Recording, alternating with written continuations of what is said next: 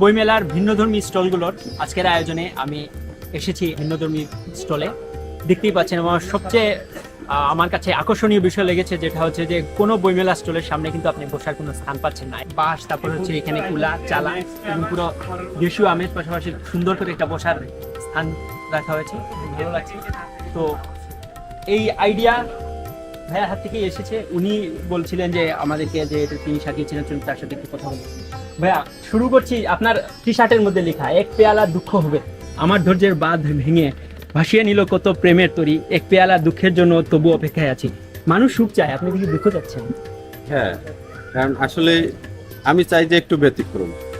সুখের জন্য কত কষ্ট করতে হয়, কত পথ পাড়ি দিতে হয়, কত বাধা উপেক্ষা করতে হয়, কত সংগ্রাম করতে হয়। এই এক পেয়ালা দুঃখ হবে, এটা হচ্ছে আমার একটা কবিতার শিরোনাম।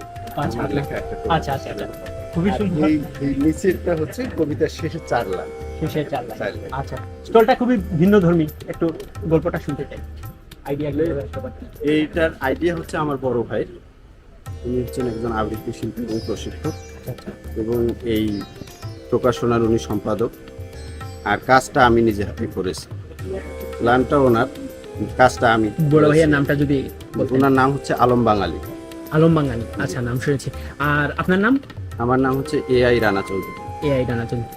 এই পর্যন্ত কি অবস্থা, বইমেলার কি অবস্থা? কেমন অবস্থা? খুব বেশি একটা যে ভালো তা না। আসলে এবার রমজানের কারণে মানুষের আনাগোনা কম, মানুষ আসছে হয়তো খুবই কম আসছে। এবার বইমেলায় আমাদের মোট 9টা বই, নতুন বই প্রকাশিত হয়েছে। তার মধ্যে 3টা উপন্যাস, 2টা গল্প গ্রন্থ, আর বাদ বাকিগুলো হচ্ছে কাব্যগ্রন্থ। কোনটা সবচেয়ে বেশি বিক্রি হচ্ছে? সবচেয়ে বেশি আসলে 2টো বই আর কি সমান হারে চলছে। একটা হচ্ছে ভালোবাসা ভালো থাক, আর একটা হচ্ছে তবুও ভালোবাসা। মানে দুটোই কাব্যগ্রন্থ। কাব্যগ্রন্থ এবং প্রেম প্রেম বিষয়। হ্যাঁ, প্রেম বিষয়। লেখা কাজের লেখা ভালোবাসা ভালো থাক হচ্ছে আলম বাঙালির, এবং তবুও ভালোবাসি হচ্ছে এনি আক্তারের। বইমেলা শেষের দিকে কিরকম অনুভূতি, এবং খুব অল্প সময় ছিল? বই মেলার অনুভূতি আসলে এবার একটু ব্যতিক্রম, কারণ যেহেতু এবার ওইরকম ভাবে বই বিক্রি নাই, সেহেতু আসলে মানে মনের যে একটা উৎফুল্লতা, সেটা আসলে আশা করা যায় না।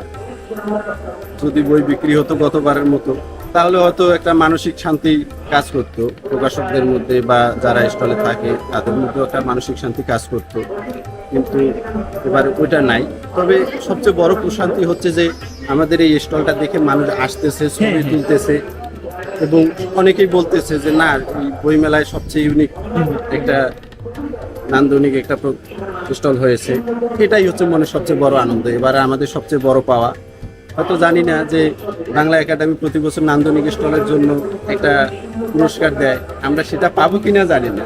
তবে আমরা আশা করি অবশ্যই পাবেন। তার থেকে বড় পুরস্কার আমরা পেয়েছি, কারণ সাধারণ মানুষের মন থেকে আমরা এই পুরস্কারটা পেয়েছি। সাধারণ মানুষের মুখ থেকে তারা বলতেছে যে হ্যাঁ, সবচেয়ে নান্দনিক প্রকাশনা এটাই হচ্ছে আমাদের কাছে সবচেয়ে বড় পাওয়া এবং সবচেয়ে বড় আনন্দ।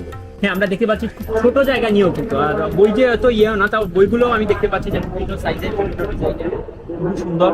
আচ্ছা, আপনাদের স্টলের ঠিকানাটা একটু দেন, নামটা? আমাদের স্টলের নাম হচ্ছে শিল্পী প্রকাশনী। স্টল নাম্বার হচ্ছে 332।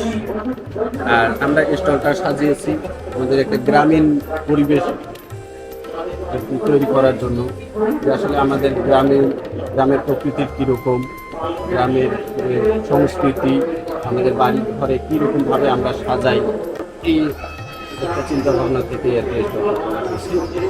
আচ্ছা, ধন্যবাদ, অনেক ধন্যবাদ আমাদের সাথে সময় দেওয়ার জন্য।